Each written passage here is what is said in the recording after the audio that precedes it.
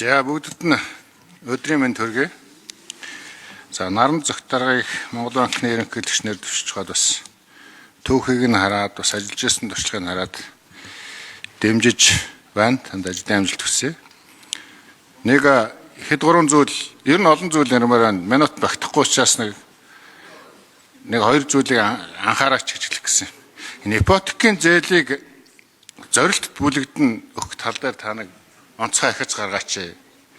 Миний ойлгож байгаагаар бол ипотекийн зээлүүл одоо энэ төгжрлийг бууруулах, одоо хөдөө орон нутгийн хөгжил дэвшил энэ бүгдийг зохицоор нь шийдэх юм бодлого юм байна.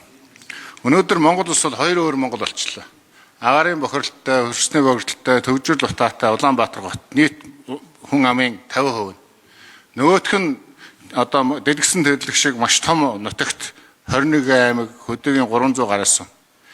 Тэгэхээр энэ ипотекийн зээлийг орон нутагт илүү төлхөө хойрлооч.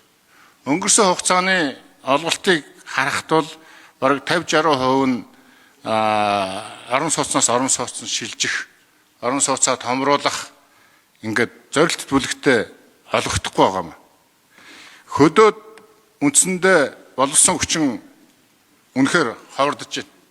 Эвч багш нар за одоо юу гэдгээ чанартай боловсон хүч.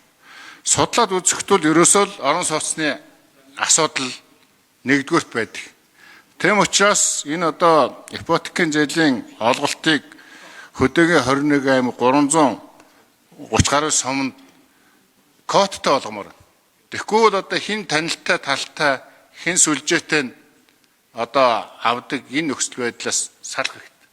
За дээр нь хотын төвд бизнесийн зорилгоор ерөөсөө өгөхийг хориглох хэрэгтэй байна. Энэ нөхцөл байдал дээр та одоо бас онцгой анхаарч ажиллаач. За дээр нь одоо метрик хавтаатыг жижигрүүлэх, анх удаа орон сууцнд орох боломжийг хангах, утаа өнөр яндан салах, хөдөө орон нутагт л одоо чанартай болсон хүчнийг аваачих тал дээр онцгой анхаарч өгөөж гисэн ийм саналыг хэлэх гэсэн юм аа. За дараагийн нэг зүйл бол ойрд маш их олон томилгоонууд болж байна. Энэ томилгоондаас хамгийн ард иргэдийн хүсэн хүлээхгүй байгаа зүйл бол дэд сайдын асуудал.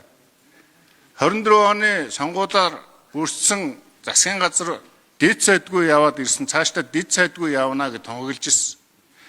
Гэвч одоо юу гэдгийг одоо намын өр зээлээ зодоо ноцооно тайвшруулахын тулд 16 дэд сайд гаргаж ирж байгаа энэ явдал бол үнэхээр ард түмний дургуутслыг хүргэж байна. Өнөөдөр за эхлээд хариулна. Нэр дэвшигч Санжаагийн наран цогт хариулна. Дараа нэмэлт 1 минут. За шууд Батцуур гишүүд нэмэлт 1 минут өгье. Батцуур гишүү одоо асуулт асууя. Тэгэхээр энэ дэд сайдын асуудлуудад анхаараач. Их хурлын дарга та энэ одоо засгийн газарт зүг чиг өгөөч. Өнөөдөр одоо төрийн албаны албан хаагчдын тоо бол саяхал 100 мянга гэжсэн одоо 200 гаруй мянга гаруйс одоо 300 мянга хүрэх гээд байгаа юм уу? Нийт ажил алуу хэрэгжилж байгаа хүмүүс чи ихэнх нь төрийн албан хаагч болчихлоо. Тэгээ энэ одоо санал судлалын асуудлаа болооч. Өнөөдөр төсвийн болон бусад хөрөнгө оруулалтаар ажиллаа хийсэн хүмүүс мөнгө төгрөгөө авч чадахгүй, ажил хийлгсэн хүмүүс нь мөнгө төгрөгөө өгч чадахгүй, эдийн засгийн нөхцөл байдал ийм хүн дээр тусчаад байхад тэгээ одоо энэ оны заагаар хүмүүсийн баяр наадам тэмдэглэгч анхаарал сарилсан үед нөгөө чоно борооноор гэдэг шиг энэ дэд сайдын асуудал орж иж байгаа бол үнэхээр ард түмнийг одоо зөвхөрөнгөнд баруулж байна. Ийм учраас энэ дэд сайдын асуудлыг хориглохыг одоо засгийн газарт их хурлын зүгээс Батцуур гишүүний санал хэллээ. Нэр дэвшигч наран цогт дарга анхаарах хэрэгтэй.